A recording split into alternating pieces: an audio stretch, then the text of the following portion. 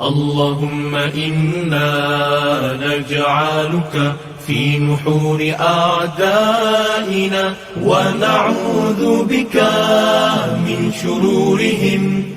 اللهم بدد شملهم وفرق جمعهم وشتت كلماتهم وزلزل أقدامهم وسلط عليهم كلبا من كلابك يا قهار يا جبار يا منتقم يا الله يا الله يا الله.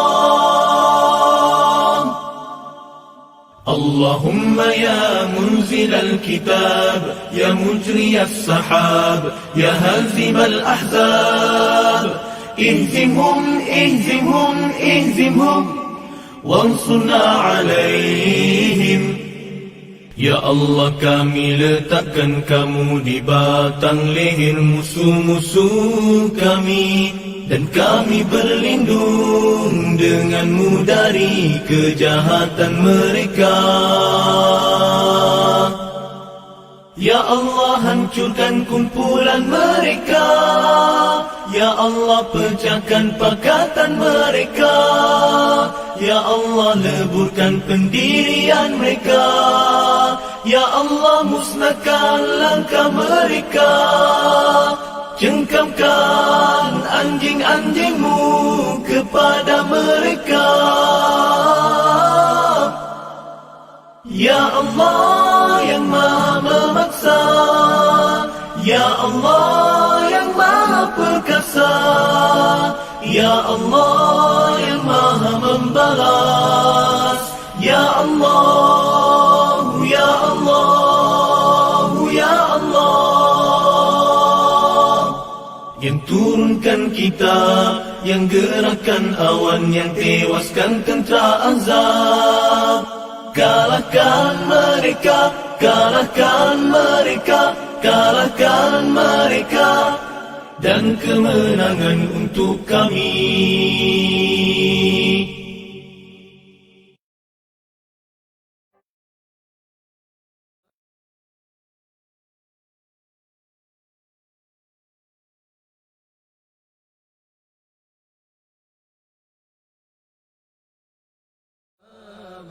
أستغفر الله إن الله كان توابا. أستغفر الله إن الله كان توابا. أستغفر الله إن الله كان توابا. أستغفر الله إن الله كان توابا. أستغفر الله إن الله كان توابا. أستغفر الله إن الله كان توابا. أستغفر الله إن الله كان توابا. أستغفر الله إن الله كان توابا. أستغفر الله إن الله كان توابا. أستغفر الله إن الله كان توابا. أستغفر الله إن الله كان توابا. أستغفر الله إن الله كان توابا. أستغفر الله إن الله كان توابا.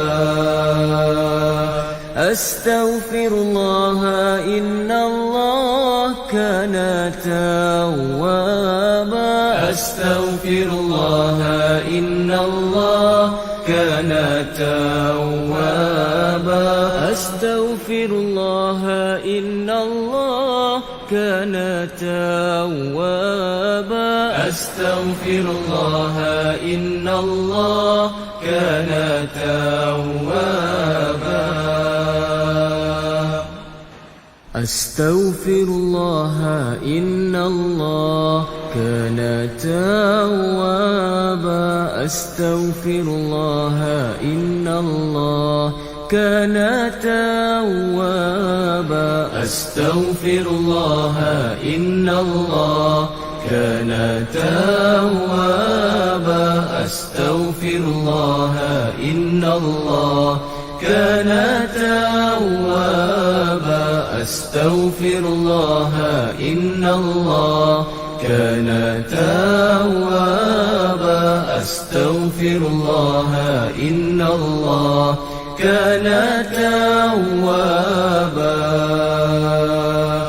أستغفر الله إن الله كان توابا أستغفر الله إن الله كان توابا أستغفر الله إن الله كان توابا أستغفر الله إن الله كان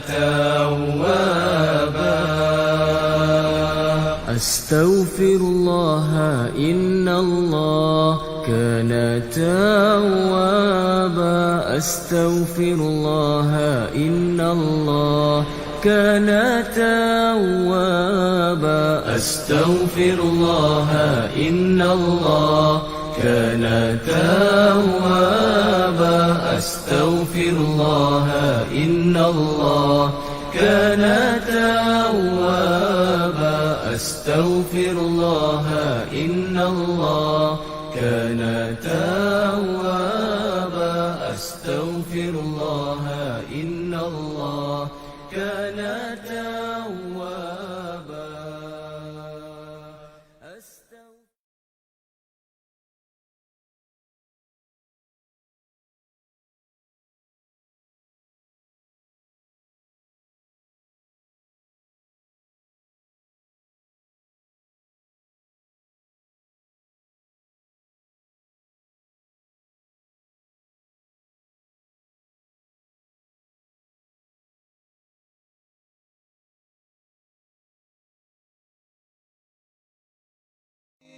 سبحان الله وبحمده سبحان الله العظيم سبحان الله وبحمده سبحان الله العظيم سبحان الله وبحمده سبحان الله العظيم سبحان الله وبحمده سبحان الله العظيم سبحان الله وبحمده سبحان الله العظيم سبحان الله وبحمده سبحان الله العظيم.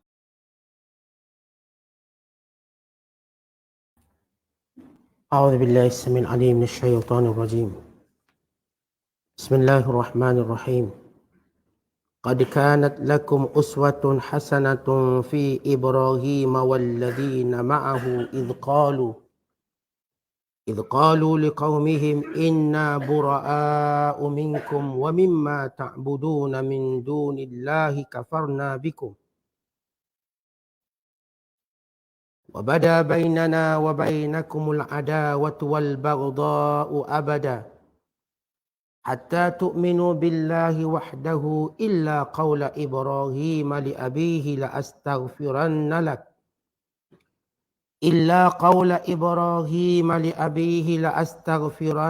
لك وما أملك لك من الله من شيء ربنا عليك توكلنا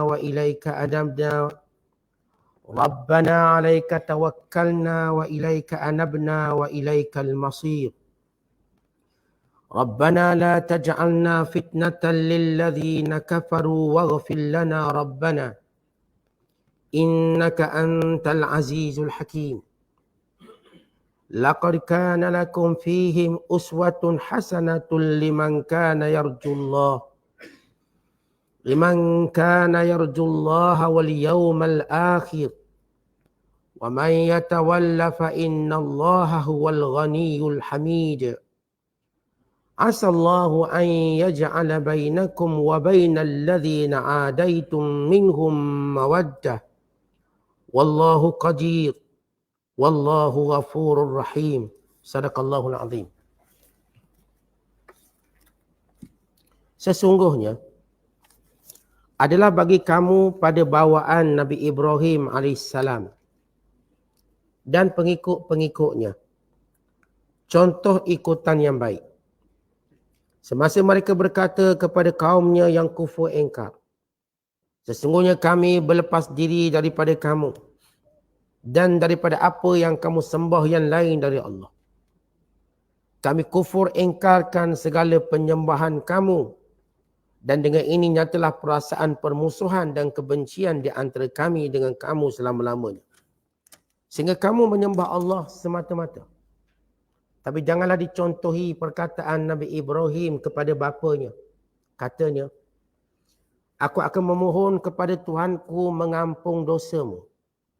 Dan aku tidak berkuasa menahan azab seksa dari Allah sedikit jua pun daripada menimpamu. Berdoalah wahai orang-orang yang beriman. Sebagaimana Nabi Ibrahim dan pengikut-pengikutnya berdoa. Ketika mereka memusuhi kaumnya yang kafir dengan berkata, wahai Tuhan kami, kepada engkaulah sahaja kami berserah diri. Dan kepada engkaulah kami rujuk bertaubat. Serta kepada engkaulah jua tempat kembali. Wahai Tuhan kami, janganlah engkau jadikan pendirian dan keyakinan kami terpesong kerana tindasan orang-orang kafir. Dan ampunkanlah dosa kami, wahai Tuhan kami. Sesungguhnya engkau sahaja yang maha kuasa lagi maha bijaksana. Demi sesungguhnya adalah bagi kamu pada bawaan Nabi Ibrahim dan pengikut-pengikutnya contoh ikutan yang baik. Iaitu bagi orang yang sentiasa mengharapkan keredaan Allah dan balasan baik hari akhirat. Dan sesiapa yang berpaling daripada mencontohi mereka, maka padanya akan menimpa dirinya sendiri. Kerana sesungguhnya Allah dialah yang maha kaya lagi maha terpuji. Semoga Allah akan mengadakan perasaan kasih sayang antara kamu dengan orang-orang yang kamu musuhi dari kerabat kamu itu dengan jalan menjadikan mereka insaf dan memeluk Islam. Dan ingatlah, Allah maha kuasa atas tiap-tiap sesuatu. Dan Allah maha pengampun lagi maha mengasihani. Masih lagi kita berada dalam penafsiran surah Al-Mumtahanah ataupun surah Al-Mumtahinah. Surah yang ke-60 pada juzuk yang ke-28. Bermula ayat yang ke-4 sehinggalah ayat yang ke-7. Ayat-ayat yang kita bacakan ini menjelaskan tentang kewajiban mencontohi Nabi Allah Ibrahim AS. Dan orang-orang yang beriman dengan Nabi Allah Ibrahim dan yang mengikut jalan petunjuknya. Supaya memusuhi orang-orang kafir. Walaupun mereka di kalangan kaum kerabat dan keluarga yang terdekat. Dan ayat yang kita bacakan ini juga, Allah Ta'ala menjelaskan di antara perkara yang dilarang ialah mendoakan keampunan kepada orang-orang kafir.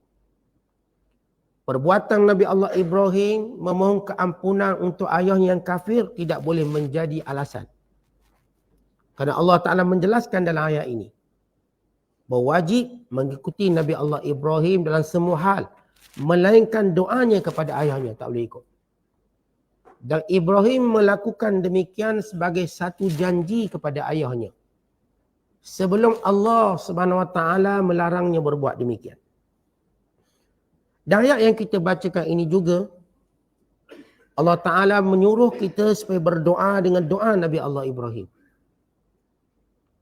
Yang dirakamkan dalam ayat yang kita akan tafsirkan nanti. Dan ayat yang kita bacakan ini juga menjelaskan bahawa hanya senya orang-orang yang kekal menjadikan orang kafir sebagai musuh mereka. Mereka lah sebenar-benar mengharapkan keredaan Allah dan mengharapkan balasannya di hari akhirat kelak. Dan siapa yang tidak mempedulikan hukum ini, maka Allah itu maha kaya lagi maha terpuji. Mudarat kembali kepada orang yang mengingkari perintah Allah. Kemudian Allah Ta'ala menjelaskan pada ayat yang kita bacakan ini juga, bahawa bila mana kamu membenci sesuatu kerana Allah, pasti Allah akan tukar kebencian itu suatu hari nanti menjadi kasih sayang. Orang-orang yang dahulu kamu benci kerana Allah, mungkin sebab kamu bencinya kerana Allah menyebabkan dia memeluk Islam. Dia insaf. Lalu dia menjadi orang yang menjaga dan membentengi agama Allah ini. Maka ini secara ringkas tentang makna ayat-ayat yang kita bacakan. Kalau sebelum ini, ayat pertama dan ayat ketiga, telah kita jelaskan tentang hukum berkasih sayang dengan orang kafir. Larangan yang begitu jelas. Dan kita telah jelaskan sebab turunnya ayat ini. Kisah Hatib bin Abi Balta'ah. Dan bagaimana Allah Subhanahu Wa Taala mengingatkan orang beriman tentang apakah sebab permusuhan dengan orang kafir. Kerana orang kafir sentiasa menginginkan kejahatan pada orang beriman. Menunjukkan permusuhan yang jelas. Ini kita sebut, sesudah kita menyebut orang kafir terbahagi pada dua. Satu, orang kafir yang sentiasa memusuhi Islam. Satu lagi, orang kafir yang tiada kena mengena dengan permusuhan. Maka dalam surah Al-Mumtahanah ini disebut dua golongan ini. Maka Allah memulakan dengan golongan yang pertama, kerana bahaya golongan ini, yang menyembunyikan permusuhan, dan bila mereka punya peluang, lalu mereka zahirkan permusuhan. Dan bila mereka punya kuasa, mereka akan menyakiti kamu dengan perkataan mereka dan perbuatan tangan mereka. Kemudian Allah menyebut antara sebab, bagaimana kita tafsirkan semalam, mereka berusaha untuk memurtadkan kamu dari agama kamu. Mereka akan kacau semua perundangan Islam. Mereka akan suruh orang Islam jangan pakai tudung, jangan tutup aurat. Mereka akan suruh orang Islam minum arak, berjudi, sebagai satu langkah untuk memurtadkan orang Islam. Walau kalau kita tengok, orang Islam tidak pernah mencampuri agama orang kafir. Dah kamu agama macam tu, buatlah macam tu. Tetapi anehnya bila orang kafir memusuhi Islam, dia akan mencampuri agama orang Islam. Bukan dia yang marah kita bagi satu pusaka secara faraid. Mereka membencinya. Walau ini pun bahagian antara kita. Dia marah kita nak tegakkan undang-undang Islam sesama kita orang Islam. Walau kita nak tegakkan sama orang Islam, dia marah pula. Dia yang marah bila kita nak buat undang-undang tentang pengharaman arak. Marah dia. Padahal larangan ini kepada orang Islam jangan minum arak. Orang Islam jangan berjudi. Kamu nak minum arak sampai mati, minum. Kamu nak berjudi sampai pokai judi. Kami nak buat undang-undang ni pada orang Islam. Pasti mereka pertama lawan. Kita nak sambut. Kita nak tunjuk simpati kepada orang Islam di Palestin. Mereka juga larang. Walau dia tak nak tunjuk simpati, sudahlah. Kita nak tunjuk. Begitu cara campur tangan orang kafir pada hal-hal berkait dengan Islam. Sedangkan orang Islam tak campur hal-hal berkait dengan mereka. Ini orang bukan Islam, mereka nak kahwin cara agama mereka, kahwin. Kita tak kacau. Mereka nak bagi harta cara agama mereka, bagi. Kita tak kacau. Mereka nak minum arak cara agama mereka, minum. Kita tak kacau. Tapi bila orang kafir punya kuasa, mereka pasti campur urusan orang Islam. Mereka tak bagi orang Islam pakai tudung. Mereka tak bagi. Pada orang Islam nak pakai tudung, mereka tak bagi. Ketika mana kita berkuasa, kita tak larang pun mereka atau suruh mereka pakai tudung. Pakailah pakaian mereka, kita pun tak usik apa pun. Tapi begitu Allah dedahkan dalam Al-Quran. Bahawa orang kafir, kenapa kita perlu memusuhi mereka? Pertama, mereka sentiasa ada permusuhan itu selamanya dalam diri mereka. Yang kedua, mereka bila punya kuasa, mereka akan menyakiti kamu. Dengan perkataan mereka dan perbuatan mereka. Yang ketiga, mereka akan buat satu proses menjadikan kamu meninggalkan agama kamu. Sehingga sampai peringkat memurtadkan. Prosesnya yang saya kata kacau hal-hal agama kita. Kacau. Nanti mereka akan tetapkan. Masjid ni berapa kali kita nak pergi. Mereka akan tetapkan. Bila mereka punya kuasa. Ini kita sebut orang kafir yang membenci. Mereka yang ajar, jangan azan kuat-kuat. Buat apa azan kuat-kuat? Yang datang 2 orang juga.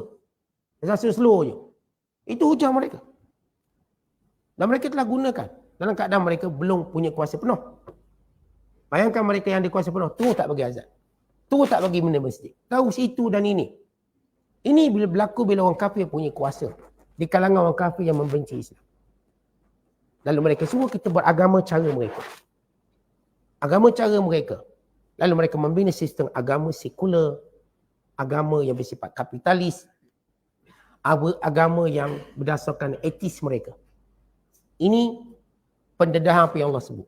Baik, lepas kita jelaskan pada ayat pertama ketiga tentang kenapa perlu berterusan permusuhan orang kafir. Maka Allah pun beri satu contoh. Nabi Allah Ibrahim. Supaya kita lihat figure yang hebat ini. Baca kisah Nabi Allah Ibrahim yang hidup dalam masyarakat kafir yang kita dah sebut. Kalau kita buka balik, diduduk dalam masyarakat yang kesemuanya menyembah berhala, kesemuanya tidak menyembah Allah Ta'ala. Menjadikan Namrus yang berkuasa itu sebagai Tuhan.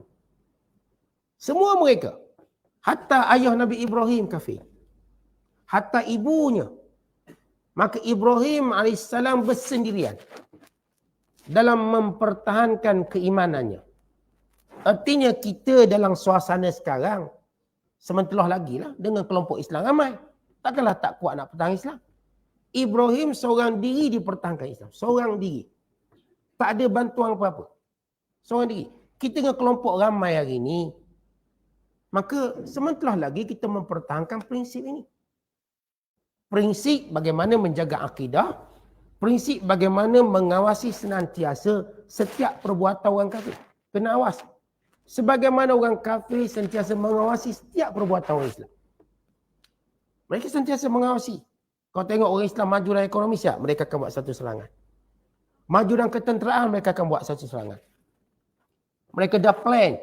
Ni ada 5 negara. Mereka tahu kalau negara ni kuat, Islam jadi kuat. Mereka akan hancurkan dia. Mereka mulakan dengan Iraq dan mereka berjaya. Iraq, kemudian Syria. Kemudian negara Libya. Kemudian Lebanon. Kemudian Sudan. Yang mereka akan hancur huru-harakan. Kemudian Somalia. 6 negara ini ada yang kertas paperwork mereka untuk dihancurkan. Yang dibocorkan oleh salah seorang bekas jeneral Amerika. Yang dia pun tak tahu kenapa terletak negara ni. Kenapa? Kerana ada beberapa kepala yang jaga. Kepala ini akan arahkan negara mana kita kena hancurkan. Kerana di situ ada kekuatan Islam. Lalu mereka berjaya hancurkan Iraq. Sehingga Iraq tunduk pada mereka. Dan hari ini mereka telah berjaya menjadikan semua qadatul Arab dan hukam biladil muslimin, semua pemimpin negara Islam tunduk pada mereka. Mereka cuma gagal untuk menjadikan kelompok-kelompok tertentu tunduk pada mereka. Sebab itu bila mereka nak serang Hamas, mereka kerahkan semua. Semua. Kerana ini adalah satu pertahanan terakhir umat Islam. Sebab pemimpin-pemimpin Islam semua mereka dah tundukkan bawah tapak kaki mereka. Semua dah tunduk. Semua dah takut. Tinggal kelompok ni satu lagi. Kalau tidak, tuan-tuan, aneh, takkan mereka kerah semua benda. Kerah semua negara. Takkan mereka sebarkan gunakan semua media yang ada. Pastikan ada sebab. Mereka tak akan buat saja-saja. Tak ada. Mereka ada satu inspirasi yang besar. Kan ini benteng terakhir umat Islam. Terakhir, benteng terakhir. Sebab ketua-ketua negara dah pegang Melaka dah tak ada apa dah. Hatta nak hantar obat pun takut. Kena minta izin. Hantar obat, bukan kata hantar senjata. Nak hantar Panado sebiji pun takut. Hantar Panado ke, nak hantar air mineral sebotol, takut. Kena minta izin dulu. Nak hantar air mineral. Bukan suruh-suruh hantar peluru. Tuan-tuan, kenapa sampai macam tu? Kerana ini ialah benteng terakhir. Hancur di sini, maka perjalanan mereka mudah untuk proses tu habis. Hancur sini je habis. Ini perancangan mereka. Ini yang saya kira siap. Pergerakan orang Islam mereka perhati. Siap pemimpin yang berkaliber, yang mempunyai potensi, mereka akan hapuskan. Siap yang berani menyebut perkara-perkara ini, pasti dalam pemantauan mereka. Tapi mereka lupa ini agama Allah. Dan ini urusan agama. Mereka lupa. Sebagaimana kisah Ibrahim. Supaya bila kita baca atau kita lihat apa yang berlaku hari ini, kita flashback balik ataupun tengok belakang balik kisah Ibrahim. Ibrahim seorang diri. Berjuang dalam negara kufur, dipimpin oleh Namrus. Dengan segala bala tentera. Dengan segala rakyatnya. Dengan segala medianya. Akhirnya mereka mengerahkan kesemuanya untuk membakar Nabi Ibrahim. Pada anggapan mereka dengan membakar Ibrahim, maka tenggelamlah, lenyaplah suara kebenaran ini. Suara Islam ini. Seluruh rakyat berpakat. Kalau hari ini seluruh negara berpakat. Dulu seluruh rakyat pakat. Cari kayu api untuk bakar Nabi Ibrahim. Hanya kerana Nabi Ibrahim satu-satunya yang beriman pada Allah. Kumpul semua kayu api. Daripada budak, wanita, orang tua, orang muda, tentera. Kumpul. Sebesar-besar kayu api. Kalau itulah senjata zaman tu. Kumpulkan semua senjata bersifat kayu api. Untuk dihidupkan api yang paling besar dalam sejarah dunia. Dalam sejarah dunia ini api paling besar sekali. Untuk membakarnya seorang individu nama Ibrahim. Seorang individu. Tuan-tuan takut macam tu Namrud. Sebagaimana kita lihat, nak hancurkan satu kelompok kecil Hamas. Kumpul satu dunia. Untuk membakar kelompok ini. Mereka lupa tentang apa yang berlaku pada Nabi Ibrahim. Ini api paling besar. Waktu mereka menggunakannya untuk membakar Ibrahim, maka Ibrahim hidup nyaman dalam api tersebut. Hidup nyaman dalam api tersebut. Waktu mereka cuba menghidupkan api untuk keliling bumi Gaza, biar terbakar hangus bumi Gaza. Mereka lupa bahawa bakaran itu akan berulang kembali api zaman Nabi Allah Ibrahim. Sebagaimana Allah berfirman, Qulna ya naru kuni bardan wa salaman ala Ibrahim. Dan kami berfirman kepada api, jadilah kamu sejuk dan nyaman kepada Nabi Allah Ibrahim. Kita sama. Cuma dahulu mewakili watak Nabi Allah Ibrahim. Hari ini kelompok umat Islam yang kukuh berjuang tanpa dibantu oleh sesiapa. Hanya mengharapkan sebahagian umat Islam yang ikhlas mendoakan untuk mereka. Menghantarkan doa-doa yang datang daripada lubuk hati keikhlasan mereka. Supaya Allah berikan kemenangan. Dan kita kena ingat waktu Ibrahim berhadapan dengan kekuatan Namrus, maka Ibrahim berdoa dengan satu doa yang Allah ajar. Hasbiyallahu wa ni'mal wakil. Cukuplah bagiku Allah. Dan dia sebaik-baik pembantu. Ketika tiada tangan-tangan manusia hendak membantu Ibrahim, walau dengan perkataan. Perkataan. Ni ada negara larang ayatnya doa untuk Palestin. Larang, tak boleh doa. Doa ditangkap. Sebagaimana di Saudi.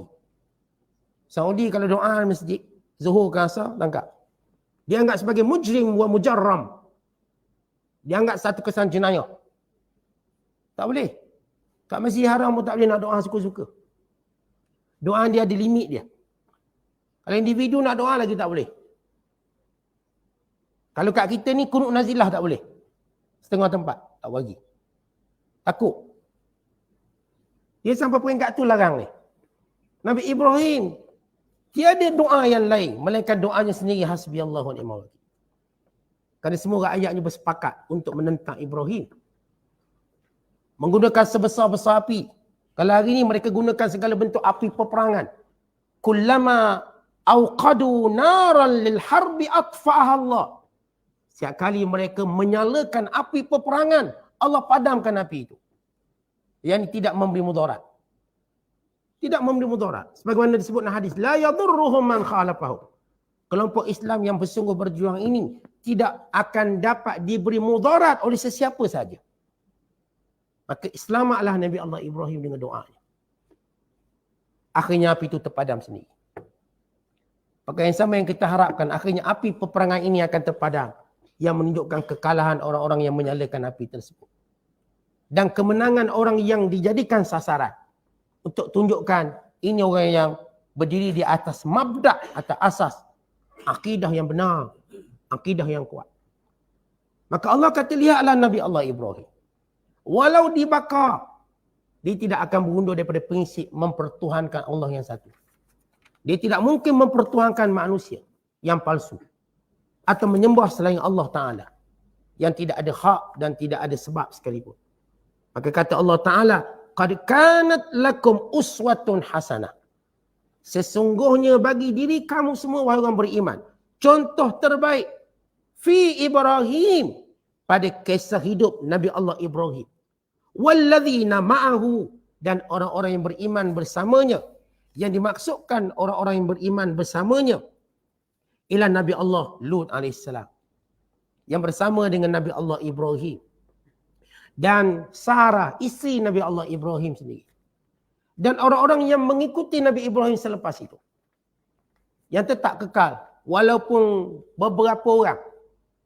Kemudian kata Allah, idh qalu, ketika mana mereka ini berkata, liqaumihim, pada kaum masing-masing yang kufur, inna bura'a'u minkum, kami tidak ada kena mengena dengan apa yang kamu sembah, dengan apa akidah palsu kamu, wa mimma ta'buduna min dunillah, dan perhambaan kamu selain daripada Allah. Yang kamu sembah selain Allah, kamu sembah batu, kamu sembah berhala, kamu sembah pokok, kamu sembah orang, kamu sembah sistem, kamu sembah harta, kamu sembah selain daripada syariat Allah, kami tak ada kena mengena dengan kamu. Bukan kata orang beriman lagi. Kafarna bikum, kami kufur dengan kamu. Satu kalimah yang kuat, maksud kafarna bikum, kami mengingkari perbuatan kamu. Wabada bainana wa bainakumul adawat wal baghdha, maka kami tidak peduli apakah selepas ini akan terbentuknya kemarahan dan kebencian kamu abadan, selama-lamanya, hatta tu'minu billahi wahdah, sehingga kamu benar-benar beriman pada Allah yang esa. Kamu nak gaduh dengan kami, kamu nak balau dengan kami, kamu nak buat apa, silakan, kami tak takut. Apapun yang terjadi daripada kesan kami beriman pada Allah, lalu tumbuh permusuhan antara kami dengan kamu, kebencian antara kami dengan kamu, selama-lamanya pun tak apa. Hatta tu'minu billah, sehingga kamu tunduk beriman pada Allah yang esa. Baik, ini Allah Ta'ala sebut prinsip orang beriman. Bahawa kita akan memusuhi orang-orang kafir. Kita dah sebut orang kafir yang macam mana? Yang membenci Islam. Yang yatarabbasuna bina. Yatarabbasuna bina dawaid. Yang sedang menunggu kejatuhan orang Islam. Dia tunggu untuk menjatuhkan orang Islam, untuk menghina orang Islam. Ini orang kafir jenis macam ni. Maka kata Allah, zahirkan kebencian kamu. Kita tak akan tunjuk apa pun bentuk kasih sayang sehingga dia beriman pada Allah. Tuan-tuan, orang Islam benci orang kafir, lain orang kafir, cara orang kafir benci orang Islam. Berbeza. Kerana kita dia ajar benci orang kafir pada prinsip, bukan pada orangnya. Dan benci kita pada orang kafir bukan maksud jumpa orang kafir kita pun tampar dia. Bukan begitu. Tidak begitu. Benci dari sudut akidah. Benci dari sudut jangan sampai dia dapat menguasai kita. Ekonominya, harta bendanya, apa saja jangan sampai dia menguasai kita. Kerana kita tahu bagaimana watak mereka bila punya kuasa. Tapi bukan benci kita, kita jumpa, kita ludah muka. Bukan itu. Itu hawa nafsu. Benci itu bersifat prinsip. Bersifat prinsip. Bukan bersifat kejian, maki yang tak. Tak pernah pun Islam ajar, okay, kalau benci, okay, kita cuba maki je orang kafir. Tak ada. Kita dah ajar, okay, bila benci je, jumpa orang kafir, siap ambil tong sampah, buang tak atas kepala dia. Tidak pernah. Dan Rasulullah tunjuk bagaimana Rasulullah benci pada musyrikin Mekah.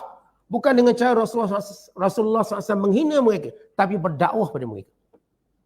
Benci kita menyebabkan kita dakwah supaya mereka jadi baik. Supaya mereka beriman. Tak ada satu pun petunjuk yang menunjukkan Rasulullah SAW dan para sahabat ridwanullahi alaihim ajma'in dan generasi awal bila tunjuk benci kepada orang kafir lalu menunjukkan watak-watak kebencian macam kita benci sama-sama kita dengan hawa nafsu kita. Tengok pun tak nak. Bukan begitu. Tidak. Tengok orang kafir, tak nak tengok. Bukan begitu cara benci. Maksud benci secara prinsip, akidah. Ini supaya kita tahu. Bukan benci kita, saya kata benci sebagaimana kita terjemahkan secara hawa nafsu. Kita jumpa pun kita nak tampar dia, nak pukul dia, nak maki dia. Bukan itu. Islam tak pernah ajar macam tu. Islam ajar kita menghormati hak tu. Bukan benci maksudnya tuan-tuan kita pun pergi bakar gereja, bakar tak pernah. Rasulullah tak pernah mengajar bakar gereja. Tak pernah. Benci secara prinsip. Sebagaimana kita benci pada perbuatan-perbuatan mungkar orang buat. Bahawa kita tidak mahu kita melakukannya, anak-anak kita melakukannya, dan kalau kita tengok kita minta dia berhentilah buat. Tapi bukan bermaksud kita pukul dia. Dia tengok dia tak semayang. Contoh orang Islam lah tak semayang. Kita benci perbuatan dia tak semayang, lalu kita tegur. Tapi tak ada pula kita lepas tu ikat dia kat tiang, pakat pukul sikit seorang. Tak ada. Kita membenci perbuatan itu. Itu maksud benci pada orang kafir. Supaya jelas maksud benci. Jangan orang kata, oh Islam benci ni, tengok kita pun tak nak, bercakap pun tak nak, tegur pun tak nak jawab. Bukan begitu. Dia jawab, dia tegur, berhujah dan sebagainya.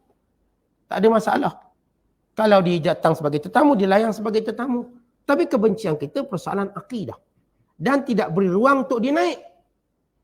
Kerana bila dia naik atas kita, dia akan memfitnah kita.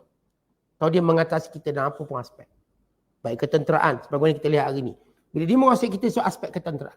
Satu ketika dahulu orang Islam yang menguasai aspek ketenteraan. Kerajaan Osmaniyah. Yang begitu kuat. Semua orang belajar kerajaan Ottoman Empire atau Osmaniyah. Satu kerajaan yang waktu itu mustahil untuk dikalahkan. Mustahil dikalahkan dengan kekuatannya. Yang luar biasa. Sehingga tak ada orang kafir senang-senang nak lawan orang Islam. Tapi hari ini bila kita lihat. Orang kafir cuba untuk mengatasi orang Islam dalam semua aspek. Hari ini aspek yang paling mereka ketekankan ialah aspek ketenteraan. Mereka tekankan sungguh-sungguh. Mereka buat senjata. Ketika mana mereka bercakap tentang damai, aman, jangan cakap bab perang. Tapi mereka sedang memperkasakan armada kekuatan tentera mereka. Mereka membohongi orang Islam. Supaya tidak fokus pada persenjataan dan sebagainya. Tapi mereka memperkasakan persenjataan.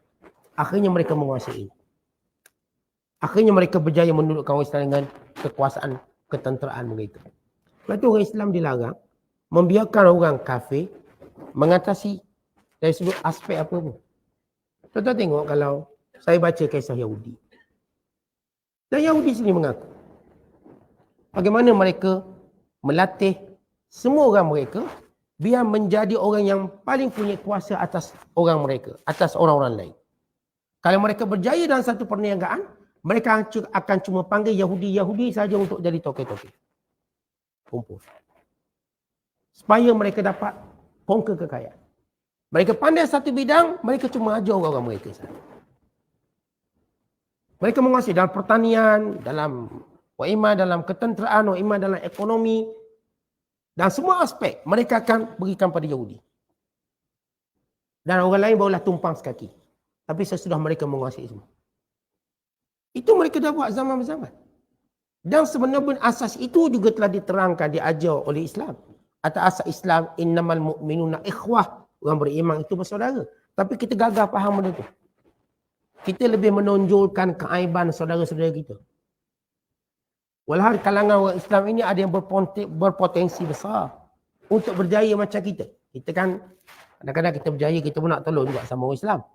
Tolonglah 2-3 kerak ni. Tiba yang 2-3 kerak ni duk tikam belakang kita. Maka kita pun mudah serik. Payah Ustaz tolong sama-sama kita. Okay. Dia tikam kita belakang. Walau ramai lagi berpotensi. Kita cepat serik. Orang kita ni cepat serik. Lalu menyalahkan orang Islam. Cepat serik. Mereka orang kafir, mereka tak serik bab tu. Mereka cari lagi. Siapa berpotensi? Mereka macam kita juga ada. Kalau Yahudi tu tidak berpotensi macam mereka harapkan. Tapi mereka terus cari sampai jumpa orang berpotensi. Akhirnya ekonomi itu berada dalam kitaran mereka. Ilmu peperangan berada dalam kitaran mereka. Semua. Kalau mereka tahu ada orang Islam yang bijak, mereka bunuh. Bunuh. Yahudi tahu ada seorang pakar senjata di Iraq. Mereka tahu, mereka bunuh. Mereka tahu ada seorang pakar drone di Tunisia. Mereka bunuh. Mereka tahu ni ada seorang pakar sekian. Mereka akan bunuh satu dunia. Kalau orang ni boleh menguntungkan Islam, mereka akan bunuh. Itu cara mereka. Kalau kita taklah cara sampai macam tu. Kita nak orang Islam, bagaimana mereka menyokong ekonomi sama orang Islam. Mereka memperkuatkan sesama orang Islam. Sebab itu asas untuk kita lawan mana-mana orang kafir. Tapi kalau tak ada benda tu lagi, maka tak mungkin. Kerana mereka menjaga benda-benda seumpama itu. Kemudian kata Allah Subhanahu Wa Taala, illa qaula Ibrahim li abi, melainkan kata-kata Ibrahim pada ayahnya. Ayat ni kamu tak boleh contoh, kata Allah. Pada semua benda lain, perbuatan dan perkataan boleh contoh Ibrahim. Dalam berdebat dengan Namrus, dalam debat penyembah berhala, dalam mempertahankan prinsip, akidah. Melainkan satu benda jangan contoh, kata Allah Ta'ala. Perkataan Nabi Ibrahim pada ayahnya. Apa kata Ibrahim? La astaghfiranna laka. Saya akan minta ampun pada Allah bagi pihakmu. Wa ma amliku laka min Allahi min syai'. Dalam keadaan saya tidak mampu untuk menolak apa-apa pun berlaku kalau itu yang Allah tentukan. Saya cuba doalah moga Allah merahmati kamu. Tapi kalau Allah menghendaki sebaliknya, saya tak mampu buat apa-apa. Kemudian kata Allah Ta'ala, Rabbana, yang sepatutnya kamu ucapkan dalam doa kamu. Bila kita berhadapan dengan orang kafir. Kita pun tahu risiko berhadapan orang kafir. Membenci orang kafir ada risiko. Maka Allah ajar kita satu doa. Dan berhadapan dengan mereka. Rabbana alaika tawakkalna. Wahai Tuhan kami, hanya kepada Engkau kami bertawakal. Wa ilaika anabna. Dan kepada Engkau kami kembali. Wa ilaikal masir. Dan kepada Engkau kami akan dihimpunkan pada hari akhirat kelak. Rabbana, wahai Tuhan kami. La taj'alna, jangan jadikan kami. Fitnatan lilladzina kafaru. Fitnah kepada orang kafir. Maksud fitnah pada orang kafir, dia orang kafir menguasai ekonomi, dia orang kafir menguasai ilmu persenjataan, dia orang kafir menguasai politik, maka dia fitnah. Mereka kata, tengok, kamu kata kamu benar, kenapa kami paling kaya? Kamu kata kamu benar, kenapa kami berjajahkan kamu? Kamu kata kamu paling benar, kenapa kamu berpecah belah? Kamu kata kamu benar, kenapa? Maka kita doa, jangan ada fitnah kepada kita orang Islam dan berhadapan orang kafir. Tuan-tuan, kita pernah berada pada zaman di mana orang kafir tak mampu memfitnah umat Islam. Kerana kekuatan tentera milik Islam, kekuatan ekonomi milik Islam, kekuatan perpaduan milik Islam, maka tak ada fitnah. Tuan-tuan, kita bimbang bila hari ini fitnah melanda umat Islam. Walaupun ada jawapan di sebaliknya, tapi kita doa pada Allah, jangan. Mereka kata, kenapa negara Islam semua huru-hara? Ya, kita boleh jawab, yang huru-harakannya awak. Siapa huru-harakan Iraq kalau bukan mereka? Siapa yang huru-harakan Libya kalau tidak Amerika? Siapa yang huru-harakan Syria? Siapa yang semua negara Islam ini? Siapa huru-harakan mereka? Siapa yang huru-harakan Afghanistan? Mereka huru-hara. Cuba kita pula pergi huru-hara negara mereka. Sama juga. Tapi orang Islam tak huru-hara negara mereka. Mereka datang ke negara Islam, mereka huru-harakan. Mereka laga-lagakan pemimpin Islam. Dan mereka berpihak pada satu kumpulan. Lalu mereka hancurkan satu kumpulan. Demikian mereka lakukan sepanjang zaman. Kita ada jawapan. Lalu kalau kata, baik, kalau kamu orang Islam benar, kenapa kamu berhijrah ke negara kami? Sebab semua kekayaan kami kamu ambil. Maka kami ikutlah di mana kekayaan kami kamu ambil. Kekayaan minyak di Iraq, kamu ambil.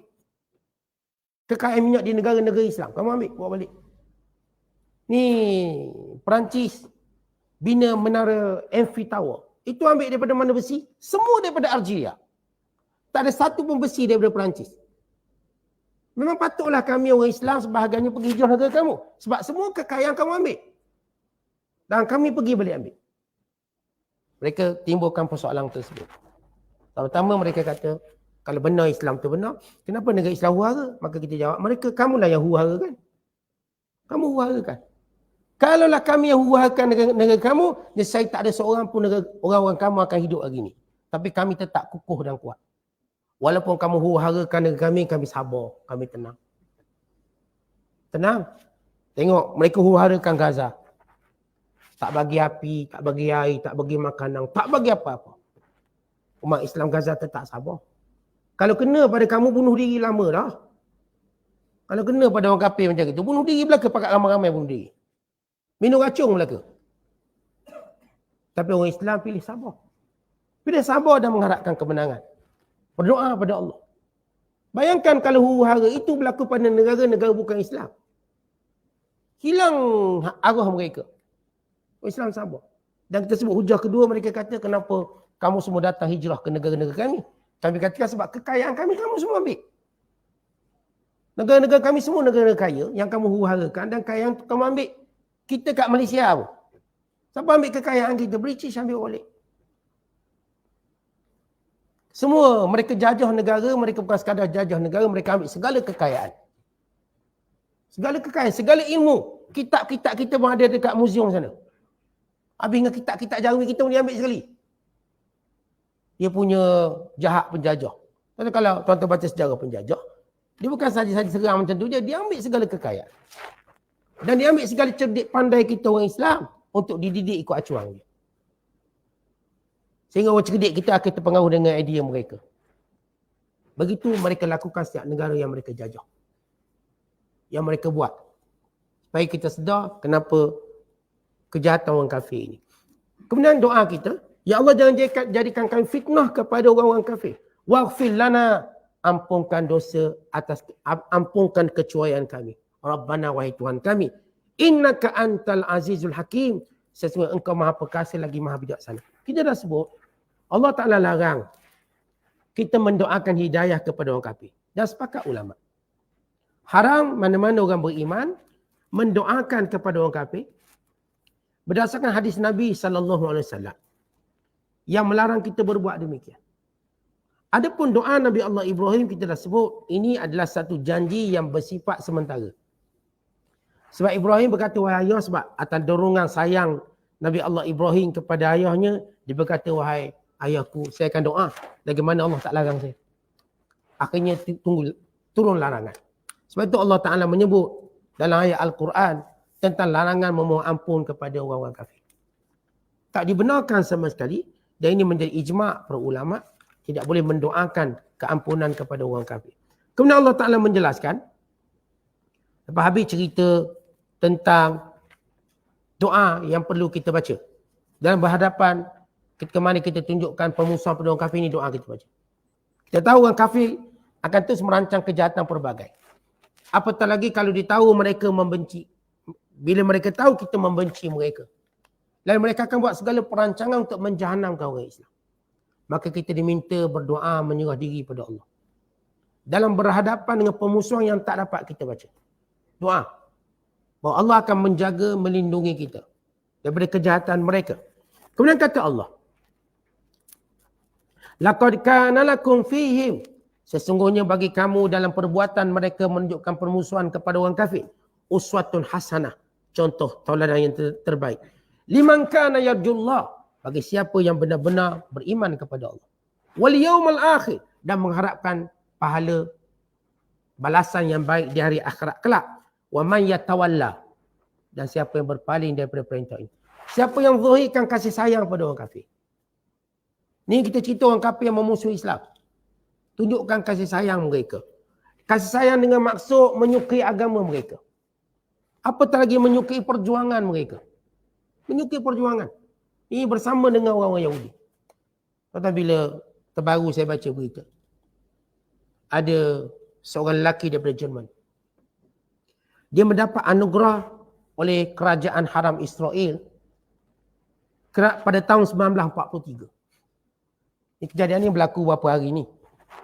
Dia pernah mendapat satu wisam atau satu penghargaan daripada kerajaan haram Israel kerana pernah menyelamatkan seorang kanak-kanak Yahudi pada peristiwa Holocaust yang terkenal. Dia seruduk budak tu, umur 2 tahun. Dia pelihara, dijaga. Walau dia terancam, diselamatkan. Seorang lelaki Jerman. Akhirnya budak tu selamat. Sampailah tamatkan. Maka kerajaan haram Israel pada tahun 1943 gunakan dia satu pingat kerana menyelamatkan Yahudi. Dan baru-baru ini dipulangkan balik pingat. Kenapa? Kerana kejadian di Gaza. Boom. Dia kata benda sama kamu buat. Dulu kamu kena, sekarang kamu buat benda yang sama, membunuh kanak-kanak. Yang dahulu aku cuba selamatkan seorang kanak-kanak daripada dizalimi. Hari ini kamu boom kanak-kanak. Ambil balik. Akhirnya dia serahkan balik pingat kebesaran. Ini lelaki yang berprinsip, dia tahu. Ini orang kafir. Dia tahu ada prinsip. Sementara orang Islam, bagaimana sebagai orang Islam boleh meredai pembunuhan umat Islam? Sokong pula Israel. Secara logistik lah, secara itu dan ini. Maka Allah ingatkan, wa man yatawalla. Kalau kamu tidak mempedulikan perintah Allah ini, dengan meletakkan wala', meletakkan kasih sayang kamu, sikap percaya kamu. Tentang mereka ni, biar minta, biar Yahudi menang. Tentang mereka takut sangat kalau Hamas menang. Dalam satu ucapan Presiden Mesir. Di hadapan Perdana Menteri Perancis. Beberapa hari lepas. Dia cakap. Dia kata biar, kita nak saja biar mereka kalahkan Hamas. barulah kita selamatkan orang Palestin. Biar tu Hamas tu kalah. Kami setuju sangat-sangat. Kenapa tuan-tuan sekalian? Mereka pemimpin-pemimpin Arab ini, mereka bimbang kalau Hamas tu menang, akan mengangkat nama Hamas ini pada seluruh umat Islam negara Arab. Dan menjadi sebab kepada penggulingan kuasa mereka. Mereka ni takut hilang kuasa tu. Akan memperlihatkan kekuatan sebenar yang satu-satunya yang boleh mengalahkan Yahudi dan kuasa besar ialah umat Islam ni. Yang berjuang pada asas jihad yang betul. Mereka amat takut Hamas menang. Ini semua puak-puak ni takut. Emirates, Mesir, Jordan. Kalau mereka takut nanti kalau menang, dia punya aura kemenangan menyebabkan mereka jatuh. Jatuh daripada kepimpinan. Ini yang amat mereka takut dan mereka berharap biar kalah. Lepas tu mereka membantu secara logistik dan lain-lain. Ini benda yang saya katakan orang-orang yang tunjuk kasih sayang pada orang kafir. Hanya kerana nak jaga jawatan. Mereka lupa jawatan mereka cuma jadi puppet di atas pentas kuasa. Kelak mereka juga akan kena. Kerana mereka perlu tahu watak Yahudi sebenar. Watak Yahudi. Pasti akan kena. Cepat ataupun lambat. Kemudian kata Allah, asallah, mudah-mudahan, moga Allah, an yaj'ala bainakum, menjadikan sesama kamu, wa bainal ladzina adaitum minhum mawaddah, dengan orang yang kamu benci itu bertukar kasih sayang. Tuan-tuan boleh tengok ayat ni. Sahabat-sahabat, mereka tengok kaum keluarga mereka kat Mekah. Kali ni kena bermusuh kerana Allah. Terasa berat juga. Nak musuh ayah sendiri. Nak musuh dengan anak sendiri. Dalam keadaan mereka taat pada perintah Allah. Ini Ramlah, Ummu Habibah yang memeluk Islam. Ayahnya Abu Sufyan kafir. Ibunya juga kafir. Maka dia berhijrah meninggalkan Mekah. Pergi ke Habasyah atau Ethiopia. Dan sampai ke Habasyah pula, suami dia pula kafir. Tanassara, masuk Kristian. Suami dia. Ini ujian bagi Ramlah binti Abi Sufyan atau dipanggil Ummu Habibah yang akhirnya dikahwini oleh Nabi SAW. Dengan dibayar mas kahwinnya oleh Raja Najasyi. Dan Najasyi yang mengangkat nikahnya. Rasul kahwin, Najasyi yang tolong angkat nikah. Di bumi Habasyah. Dan tolong bayar mas kahwin. Kemudian dihantar pada tahun ke-7 Hijrah. Ke Madinah Al-Munawwarah. Untuk menjadi isteri Rasulullah. Ini Ummu Habibah, dia melalui keadaan yang kita kata tough. Kerana ayahnya Abu Sufyan ketua orang kafir. Abu Sufyan bin Harb. Ibunya juga kafir. Kemudian suami yang dicintainya yang asal sama-sama Islam, berhijrah ke Habasyah, tapi bila suaminya tengok orang Kristian mewah, terpesona, masuk Kristian. Masuk Kristian dan murtad. Ummu Habibah bersendirian memperjuangkan akidah dia. Jaga agama dia. Maka Allah angkat kemuliaannya berkahwin dengan Nabi SAW. Maka Ummu Habibah tunjuk prinsip dia. Bila ibunya datang menziarahi dia. Maka dia tak benarkan ibunya datang ke rumahnya. Kerana ayat yang menyebut tentang kebencian. Ataupun ayat yang menyebut tentang permusuhan. Lalu Ramlah bertanya pada Nabi SAW. Ibuku datang mengunjungiku. Afa asiluha? Boleh tak saya sambut dia? Nabi kata siliha, boleh. Sebab benci tu bukan benci tak boleh datang rumah. Kita sebut benci. Maka barulah Ummu Habibah membenarkan ibunya masuk. Bila ibunya masuk duduk tempat Rasulullah duduk, ditarik balik. Ini tempat Rasulullah duduk, awak tak duduk. Sebab ibunya kafir. Maka turun ayat ini. Yang orang Islam tak semua kuat untuk memusuhi saudara mara mereka sendiri. Yang kalangan mereka mungkin anak, kalangan mereka mungkin ibu, kalangan mereka mungkin ayah, kalangan mereka mungkin pelbagai. Allah Ta'ala kata, asallah, moga Allah menjadikan sebab kamu menurut perintah Allah, bencinya kerana Allah, menyebabkan mereka nanti akan berkasih sayang denganmu juga kerana Allah. Dengan cara apa? Memeluk Islam. Akhirnya Abu Sufyan memeluk Islam. Bila Abu Sufyan tahu anaknya Ramlah berkahwin dengan Rasulullah, terus dia ubah dia punya kebenciannya. Terus ubah. Ini Rasulullah kahwin dengan anak aku. Tak adalah dia benci sangat aku. Kan kita kan kalau jenis benci hawa nafsu, bukan kata anak dia, cucu cicit dia semua. Puyuk belanga dia kita benci sekali. Kan kita kalau benci orang secara hawa nafsu kan semua. Kereta dia kita benci, baju dia kita benci. Ya Rasulullah ni kita benci tapi kahwin dengan anak dia. Maksudnya Rasulullah benci tadi berprinsip. Bukan benci macam saya kata benci cara hawa nafsu ni. Yang kita cara sedara cara hubungan biasa kita. Bila benci kan menjadi macam semua benda kita benci berkait dengan dia. Semua kita benci. Rasulullah tidak tunjuk macam tu. Benci pada prinsipnya. Akhirnya Abu Sufyan pun memeluk Islam. Dan ia berlaku pada ramai orang Islam yang lain pula. Yang menjadikan Suhail memeluk Islam, Amru bin Al-As memeluk Islam, Khalid Al-Walid memeluk Islam, dan ramai sahabat-sahabat selepas pembukaan kota Mekah memeluk Islam. Berkat kerana orang Islam membenci mereka kerana Allah. Atau kita ingatkan balik. Benci ni bukan saya sebut benci cara hawa nafsu. Ni jangan dimanipulkan. Oh ustaz ni ajar benci orang kafir. Tengok ni, ustaz ni ajar ni. Benci orang kafir, jumpa orang kafir, suruh pukul, suruh bakar. Dia salah faham. Benci ni secara prinsip. Untuk kita sentiasa melihat dia sebagai orang yang perlu kita dakwah.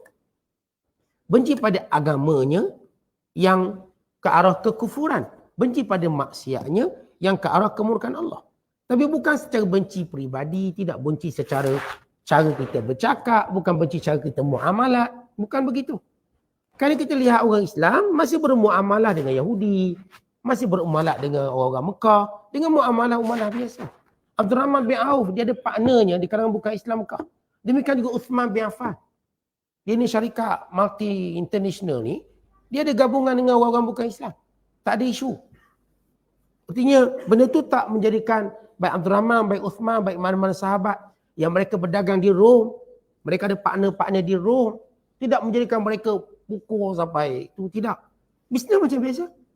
Muamalah macam biasa. Tapi secara prinsip. Yang menyebabkan mereka tak boleh kacau akidah orang Islam. Dan kita tak akan redha dengan akidah dia. Walaupun kita tak ganggu akidah dia. Tapi kita bukan redha akidah dia. Tak. Memang kita tak ganggu. Orang Islam tak dibenarkan ganggu akidah orang bukan Islam. La ikrah fiddin. Dan kita tak boleh paksa. Kita tak boleh ganggu akidah dia. Kita tak boleh kacau akidah. Tak boleh. Suka-suka kita tak boleh buat macam tu. Tetapi kita tak akan redha dengan akidah dia. Kalau dia tanya kepada kita tentang akidah dia, kita kata salah. Tak betul. Kita tak adalah nak mengampu-ngampu. Awak punya pun betul juga nak masuk syurga juga. Tak ada. Kita tak cakap macam tu. Yang mati ni pun mudah-mudahan masuk syurga. Tuhan ampun. Yang cakap macam tu. Ada prinsip. Allah takkan kampungkan orang kafir. Kalau dia kata ni mati tolong dah doa untuk si mati. Kami tak dilarang doakan untuk si mati kamu. Yang tahu takut dia orang panggil mufti kita tolong doa lah ni. Yang mati ni menteri kafir ataupun dia marah sebab kafir, menteri non muslim. Panggillah seorang mufti baca doa. Kita ada prinsip tak boleh. Tak boleh baca doa. Tadi yang dimaksudkan benci. Menunjukkan prinsip. Prinsip kita. Tak boleh bersama-sama. Kita bimbang dengan fahaman liberal yang cuba dimasukkan secara halus. Sehingga setengah kata, oh boleh. Akhirnya okey. Dia mula daripada sambut hari jadi dulu. Okey, setengah. Okey, kita ada setengah Islam cuba doa untuk hari jadi dia. Kemudian bergerak pada lain pula. Nanti mati pun terus doa. Akhirnya fahaman liberal pergi ke kubur orang bukan Islam untuk doa. Jadi ini penyakit-penyakit yang berlaku pada masyarakat yang tak faham tentang prinsip beragama. Kita kata kita tak kacau agama mereka. Tak kacau. Bukan Islam melarang kita menghina agama mereka. Allah ingatkan kita. Wala tasubbul ladzina yad'una min dunillah fayasubbullaha adwan bighairi ilm. Jangan kamu maki sembahan-sembahan lain daripada Allah yang mereka sembah. Kelak nanti mereka maki Allah dengan kejahilan mereka. Jangan bagi ruang tadi. Kita tak nak mereka maki Tuhan, maki Allah, maki Islam. Kita tak maki agama mereka. Kita cuma menyebut kebenaran agama kita. Dia tak ada istilah dakwah maki agama orang, tak ada. Tak boleh maki agama orang. Bukan tak boleh maki apapun sembahan dia. Maki tak boleh. Menyebut kebenaran, kamu sembah benda yang tak beri manfaat. Itu bukan maki. Dia kata kamu sembah batu yang tak beri manfaat. Kamu sembah patung-patung yang kamu sangka Tuhan yang bukan Tuhan. Itu bukan maki. Itu penjelasan. Tuan-tuan kata kalimah maki dengan kalimah penjelasan. Kita dilarang memaki agama lain. Tapi bukan bermaksud tak menjelaskan kebatilan agama lain. Itu yang kita kena faham. Ini prinsip. Kata Allah, kalau kamu membenci mereka kerana Allah, maka Allah jadikan orang yang kamu benci tadi berubah kasih sayang Dengan sebab itu mereka dapat petunjuk. Hari ni tuan-tuan kita duk sayang orang kafir bukan kerana Allah tadi. Akhirnya mereka kekal kufur sampai bila-bila. Para sahabat, mereka tunjuk benci mereka pada orang kafir kerana Allah. Akhirnya seluruh Mekah masuk Islam. Seluruh Mekah, lihat keberkatan. Kita hari ni Allah Ustaz, kita kawan kafir baik-baik lah. Sampai mati tak Islam kawan ni. Sebab kita tak membencinya kerana Allah. Dan cara kita sayang pun salah. Kena orang kita kan, okey Ustaz, kita dah hidup harmonis sekian-sekian. Tuan-tuan kena ingat, dia kalau masuk neraka, dia cari kita. Kenapa kita tak dakwah dia? Kenapa kita tak ingatkan kebatilan yang dia buat? Macam kita lah tuan-tuan. Kita kalau kawan dengan seorang, tiba-tiba kita kena musibah dan dia tahu musibah tu berlaku. Dia tak beritahu kita. Bukankah bertukar dia permusuhan? Awak tahu berlaku, kenapa tak cerita kat saya? Kita akan marah dia. Apa lagi jenis masuk neraka kekal selama-lamanya? Artinya, sahabat dulu faham prinsip tadi. Itulah penyebab keberkatan seluruh kota Mekah memeluk Islam. Bukan seluruh semenanjung Arab memeluk Islam. Sehingga tidak ada orang kafir semenanjung tanah Arab. Sampai hari ini. Tak ada. Yang mendatang tu yang cerita, yang tu asal. Tak ada. Jadi keberkatan ni yang kita tuan-tuan nak tengok. Kalau hari ini kita berhubung dengan bukan Islam dengan prinsip ini. Maka dengan sebab prinsip ini yang menjadikan orang bukan Islam itu memeluk Islam. Tapi kita tak buat prinsip ini. Akhirnya mereka yang kafir kekal kafir dan menjadi musuh dengan cara yang bukan yang Allah restui kita. Akhirnya mereka menguasai kita. Bila kita bermusuh dengan cara yang Allah restu kita, akhirnya kita menguasai mereka. Tapi bila kita bermusuh bukan cara yang Allah Ta'ala restui kita, akhirnya kita lihat bagaimana mereka cuba menguasai kita sedikit demi sedikit. Dan memfitnah agama kita. Ini kita kena bina balik dari situ. Prinsip kita dalam muamalah kita dengan bukan Islam. Prinsip. Untuk kita sampaikan kebenaran. Supaya mereka tahu kebenaran. Mereka tahu benci kita kerana kebatilan yang mereka pegang. Bukan kerana mereka. Bukan kerana mereka ni bangsa tu tak ada kaitan. Islam tidak pernah melihat bangsa. Tak pernah. Kita melihat pada kekufuran yang perlu dirawat dan diperbaiki. Kerana ini penyakit yang paling bahaya dan jenayah yang paling besar akhirat kelak. Wallahu a'lam bishawab. Assalamualaikum warahmatullahi wabarakatuh.